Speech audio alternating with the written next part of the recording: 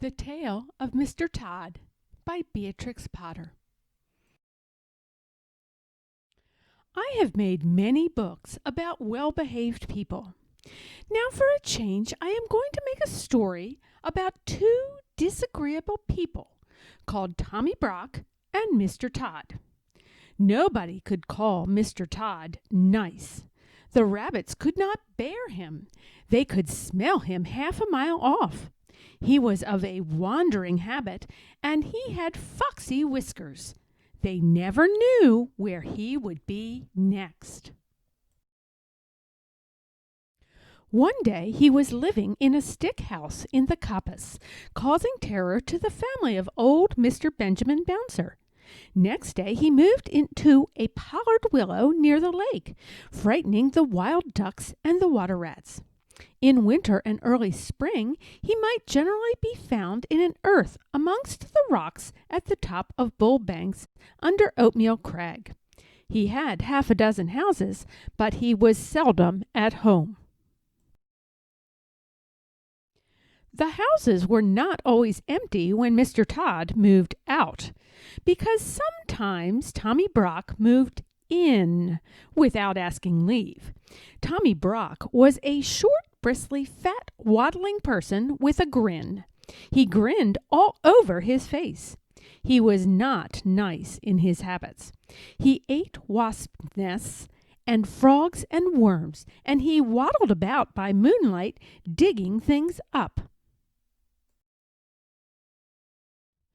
His clothes were very dirty, and as he slept in the daytime, he always went to bed in his boots. And the bed which he went to bed in was generally Mr. Todd's. Now, Tommy Brock did occasionally eat rabbit pie, but it was only very little young ones occasionally, when other food was really scarce. He was friendly with old Mr. Bouncer. They agreed in disliking the wicked otters and Mr. Todd. They often talked over that painful subject. Old Mr. Bouncer was stricken in years. He sat in the spring sunshine outside the burrow in a muffler, smoking a pipe of rabbit tobacco. He lived with his son, Benjamin Bunny, and his daughter-in-law, Flopsy, who had a young family. Old Mr. Bouncer was in charge of the family that afternoon because Benjamin and Flopsy had gone out. The little rabbit babies were just old enough to open their blue eyes and kick. They lay in a fluffy bed of rabbit wool and hay, in a shallow burrow, separate from the main rabbit hole. To tell the truth, old Mr. Bouncer had forgotten them. He sat in the sun and conversed cordially with Tommy Brock, who was passing through the wood with a sack and a little spud which he used for digging and some mole traps. He complained bitterly about the scarcity of pheasants' eggs and accused Mr. Todd of poaching them. And the otters had cleared off all the frogs while he was asleep in winter. "I have not had a good square meal for a fortnight. I am living on pig nuts. I shall have to turn vegetarian and eat my own tail," said Tommy Brock. It was not much of a joke, but it tickled old Mr. Bouncer because Tommy Brock was so fat and stumpy and grinning. So Mr. Bouncer laughed and pressed Tommy Brock to come inside to taste a slice of seed cake and a glass of my daughter Flopsy's cowslip wine. Tommy Brock squeezed himself into the rabbit hole with alacrity. Then old Mr. Bouncer smoked another pipe and gave Tommy Brock a cabbage leaf cigar, which was so very strong that it made Tommy Brock grin more than ever, and the smoke filled the burrow. Old Mr. Bouncer coughed and laughed, and Tommy Brock puffed and grinned. And Mr. Bouncer laughed and coughed and shut his eyes because of the cabbage smoke. When Flopsy and Benjamin came back, old Mr. Bouncer woke up. Tommy Brock and all the young rabbit babies had disappeared. Mr. Bouncer would not confess that he had admitted anybody into the rabbit hole, but the smell of Badger was undeniable, and there were round, heavy footmarks in the sand. He was in disgrace. Flopsy wrung her ears and slapped him. Benjamin Bunny set off at once after Tommy Brock. There was not much difficulty in tracking him. He had left his footmark and gone slowly up the winding footpath through the wood. Here he had rooted up the moss and wood sorrel. There he had dug quite a deep hole for dog darnel, and had set a mole trap. A little stream crossed the way.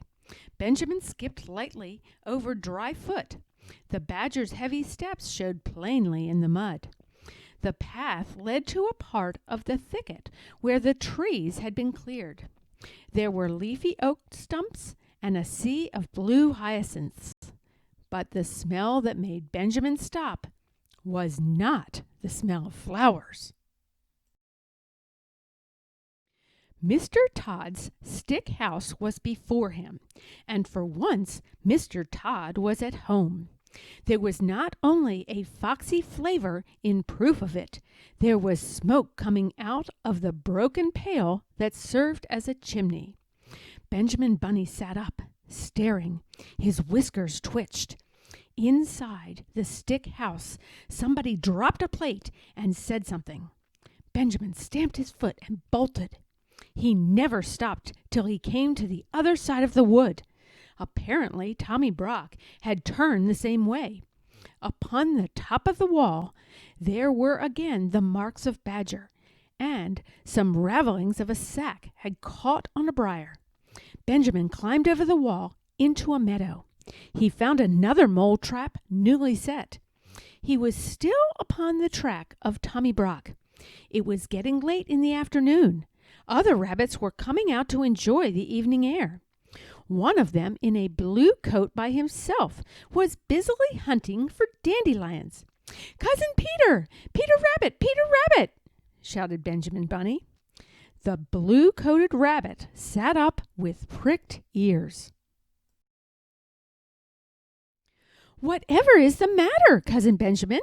Is it a cat or John Stoat Ferret?" "No, no, no! He's back to my family! Tommy Brock, in a sack! Have you seen him?" "Tommy Brock? How many, Cousin Benjamin?"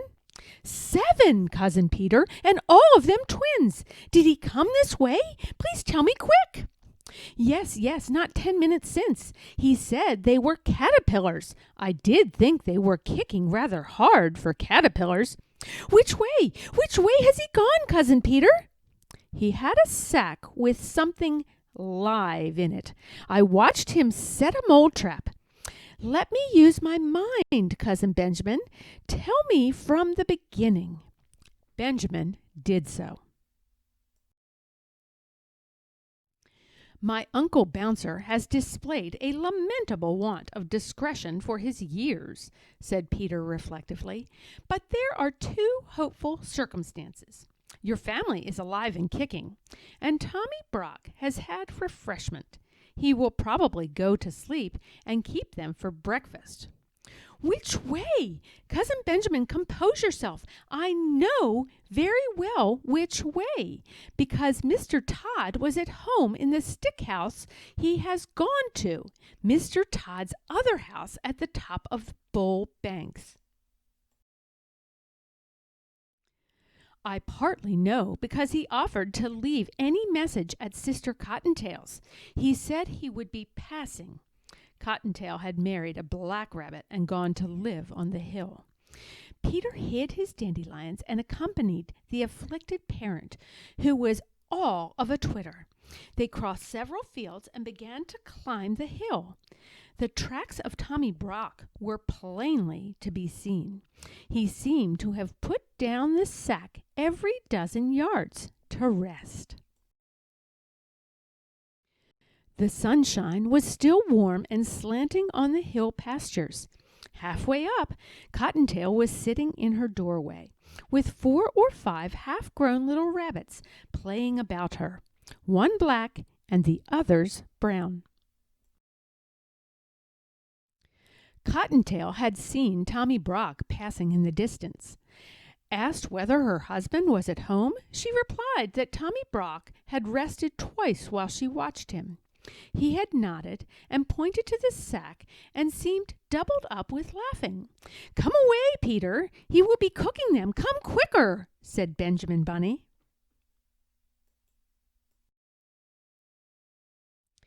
They climbed up and up. "He was at home. I saw his black ears peeping out of the hole.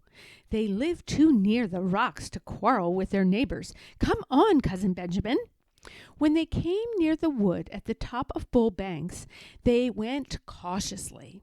The trees grew amongst heaped-up rocks, and there, beneath a crag, Mr. Todd had made one of his homes. It was at the top of a steep bank. The rocks and bushes overhung it. The rabbits crept up carefully, listening and peeping.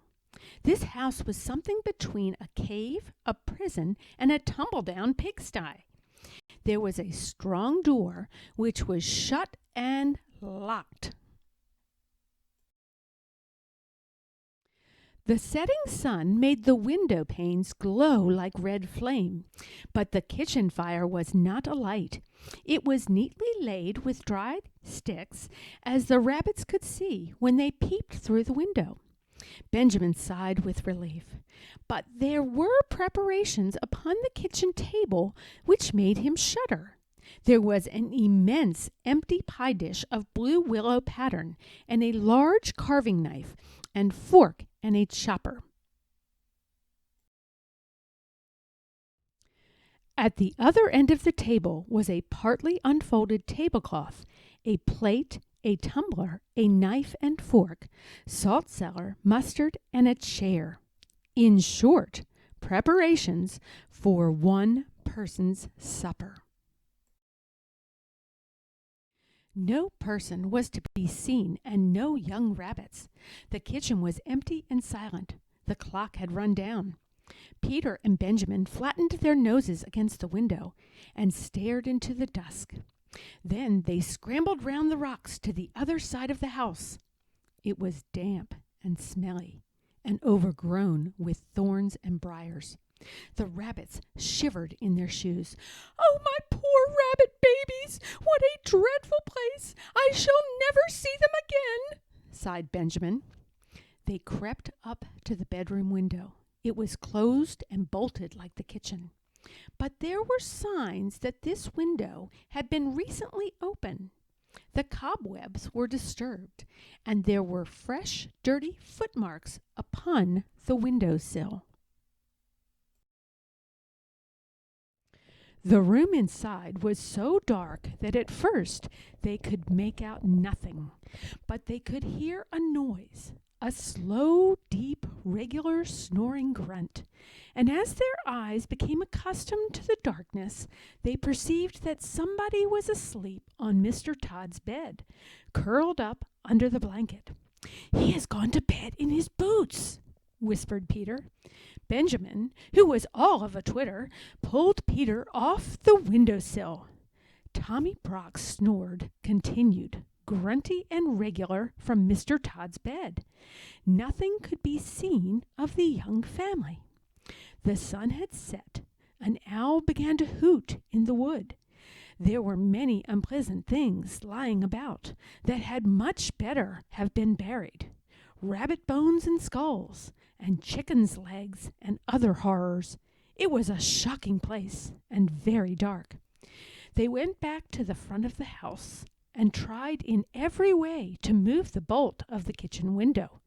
They tried to push up a rusty nail between the window sashes, but it was of no use, especially without a light. They sat side by side outside the window, whispering and listening. In half an hour the moon rose over the wood.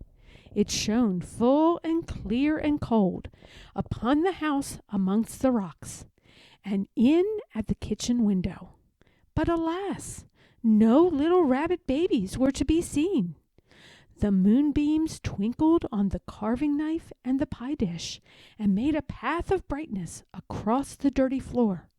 The light showed a little door in a wall beside the kitchen fireplace, a little iron door belonging to a brick oven, of that old-fashioned sort that used to be heated with faggots of wood. And presently, at the same moment, Peter and Benjamin noticed that whenever they shook the window, the little door opposite shook in answer. The young family were alive, shut up in the oven. Benjamin was so excited that it was a mercy he did not awake Tommy Brock, whose snores continued solemnly in Mr. Todd's bed. But there really was not very much comfort in the discovery. They could not open the window, and although the young family was alive, the little rabbits were quite incapable of letting themselves out. They were not old enough to crawl. After much whispering, Peter and Benjamin decided to dig a tunnel.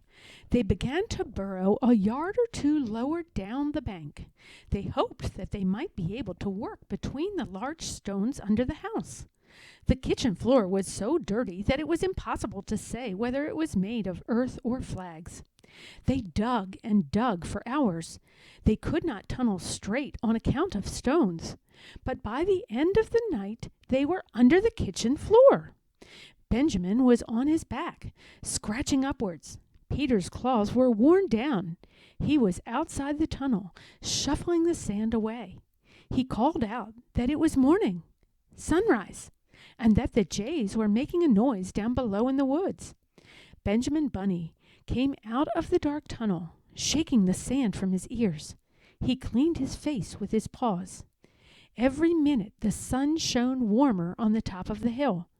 In the valley there was a sea of white mist, with golden tops of trees showing through.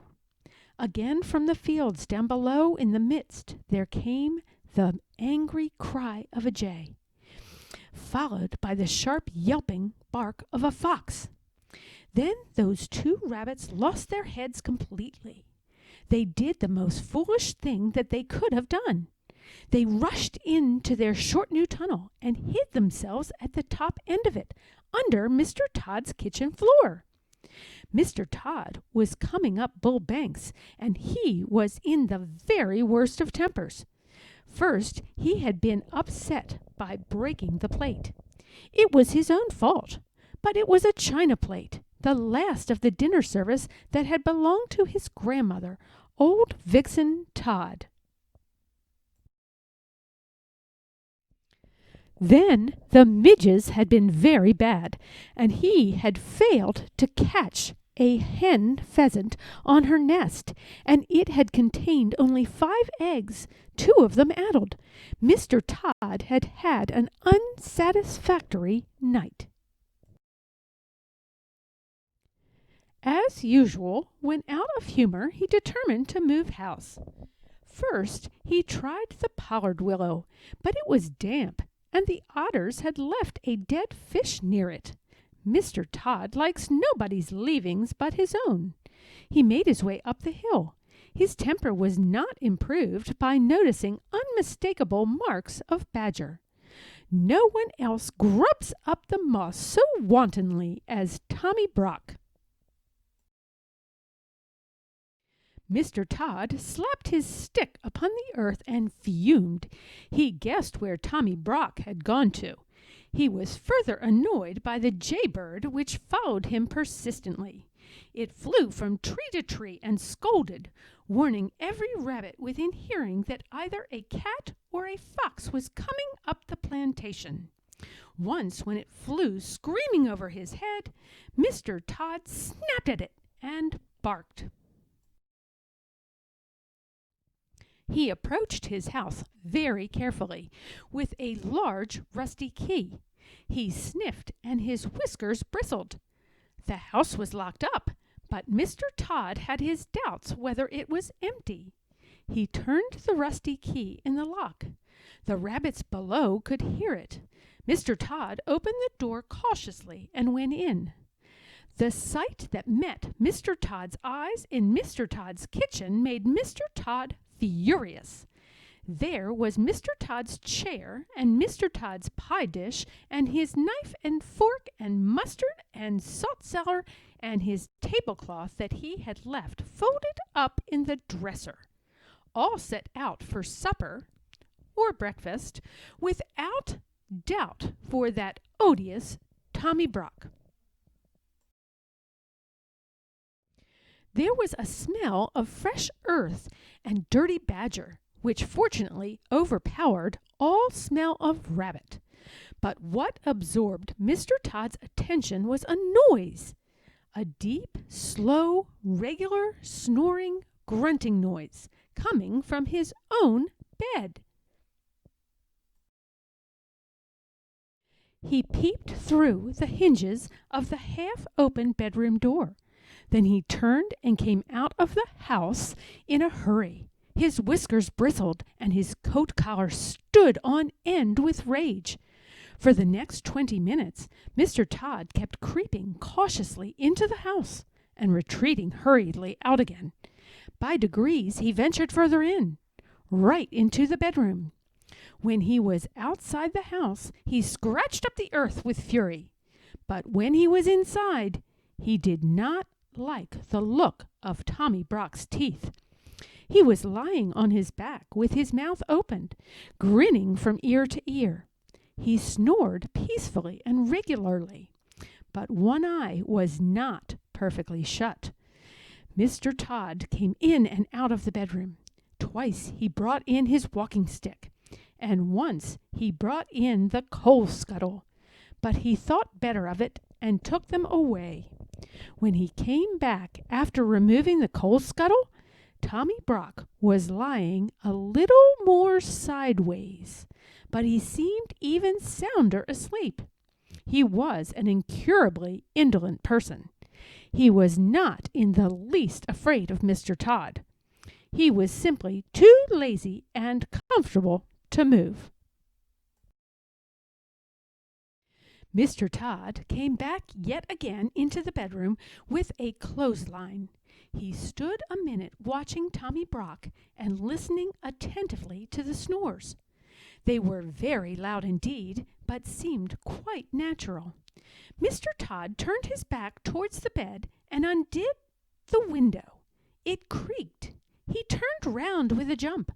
Tommy Brock, who had opened one eye, shut it hastily. The snores continued. Mr. Todd's proceedings were peculiar and rather uneasy, because the bed was between the window and the door of the bedroom. He opened the window a little way and pushed out the greater part of the clothesline on to the window-sill. The rest of the line, with a hook at the end, remained in his hand. Tommy Brock snored conscientiously. Mr. Todd stood and looked at him for a minute. Then he left the room again. Tommy Brock opened both eyes and looked at the rope and grinned. There was a noise outside the window. Tommy Brock shut his eyes in a hurry. Mr. Todd had gone out at the front door and round to the back of the house. On the way, he stumbled over the rabbit burrow. If he had had any idea who was inside it, he would have pulled them out quickly. His foot went through the tunnel nearly upon the top of Peter Rabbit and Benjamin, but fortunately he thought that it was some more of Tommy Brock's work. He took up the coil of line from the sill, listened for a moment, and then tied the rope to a tree. Tommy Brock watched him with one eye through the window. He was puzzled.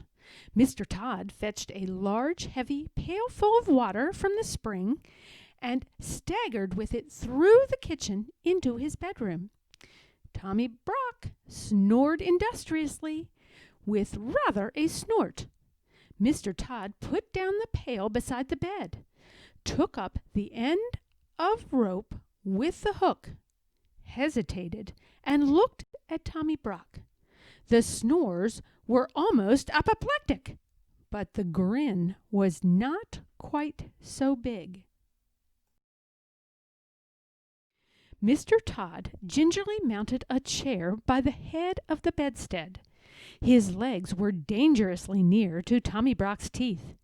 He reached up and put the end of rope, with the hook, over the head of the tester bed where the curtains ought to hang. Mr. Todd's curtains were folded up and put away, owing to the house being unoccupied. So was the counterpane. Tommy Brock was covered with a blanket only. Mr. Todd, standing on the unsteady chair, looked down upon him attentively. He really was a first-prize sound sleeper. It seemed as though nothing would waken him, not even the flapping rope across the bed. Mr. Todd descended safely from the chair and endeavored to get up again with the pail of water. He intended to hang it from the hook, dangling over the head of Tommy Brock, in order to make a sort of shower bath worked by a string through the window. But naturally, being a thin-legged person, though vindictive and sandy-whiskered, he was quite unable to lift the heavy weight to the level of the hook and rope. He very nearly overbalanced himself. The snores became more and more apoplectic.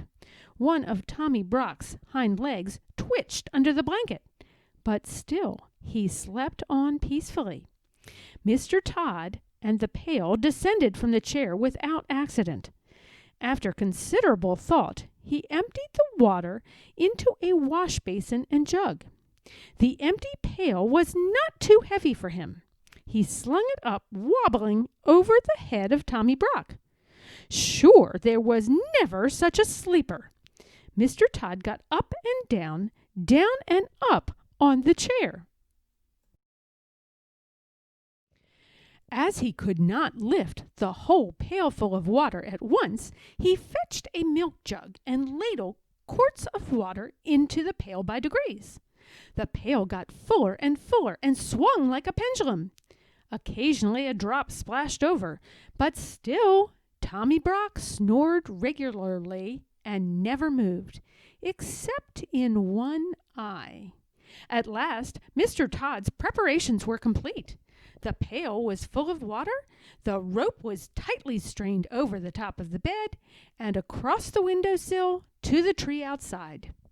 "It will make a great mess in my bedroom, but I could never sleep in that bed again without a spring cleaning of some sort," said Mr. Todd. Mr. Todd took a last look at the badger and softly left the room. He went out of the house, shutting the front door. The rabbits heard his footsteps over the tunnel. He ran round behind the house, intending to undo the rope in order to let fall the pailful of water upon Tommy Brock.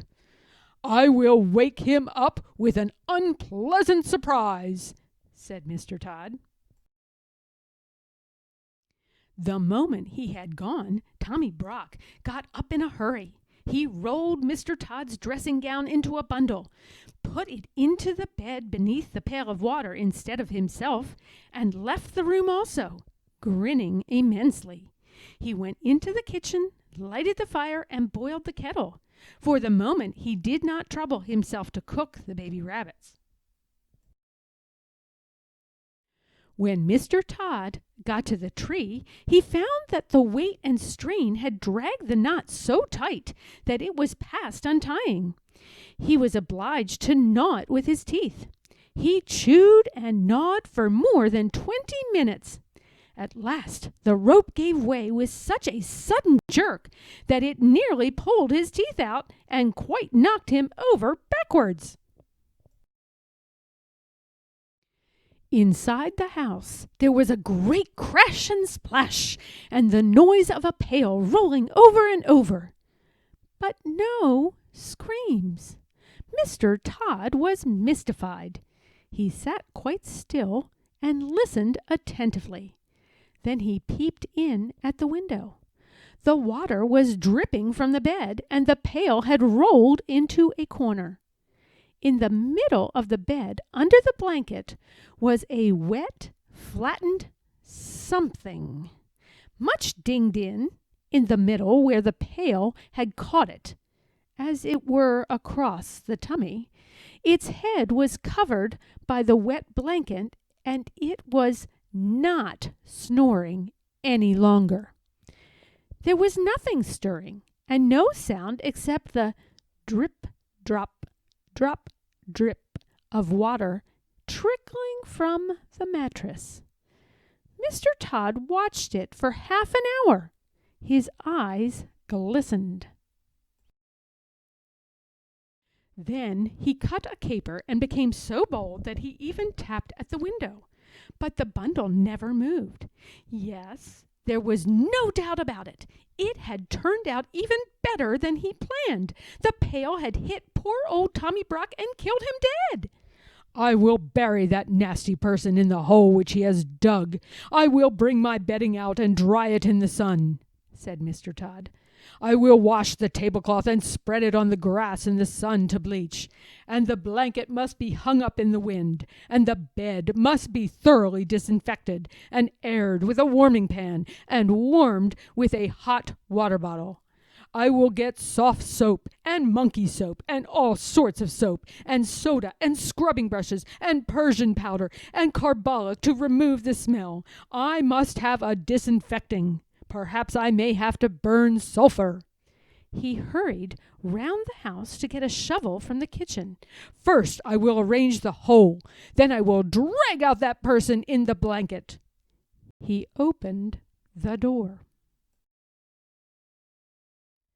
Tommy Brock was sitting at Mr. Todd's kitchen table, pouring out tea from Mr. Todd's teapot into Mr. Todd's teacup. He was quite dry himself and grinning, and he threw the cup of scalding tea all over Mr. Todd. Then Mr. Todd rushed upon Tommy Brock, and Tommy Brock grappled with Mr. Todd amongst the broken crockery, and there was a terrific battle all over the kitchen. To the rabbits underneath, it sounded as if the floor would give way at each crash of falling furniture. They crept out of their tunnel and hung about amongst the rocks and bushes, listening anxiously. Inside the house, the racket was fearful. The rabbit babies in the oven woke up trembling. Perhaps it was fortunate they were shut up inside. Everything was upset except the kitchen table, and everything was broken except the mantelpiece and the kitchen fender. The crockery was smashed to atoms. The chairs were broken, and the window, and the clock fell with a crash, and there were handfuls of Mr. Todd's sandy whiskers. The vases fell off the mantelpiece, the canisters fell off the shelf, the kettle fell off the hob. Tommy Brock put his foot in a jar of raspberry jam, and the boiling water out of the kettle fell upon the tail of Mr. Todd. When the kettle fell, Tommy Brock, who was still grinning, happened to be uppermost, and he rolled Mr. Todd over and over like a log out at the door. Then the snarling and worrying went on outside, and they rolled over the bank and down the hill, bumping over the rocks. There will never be any love lost between Tommy Brock and Mr. Todd.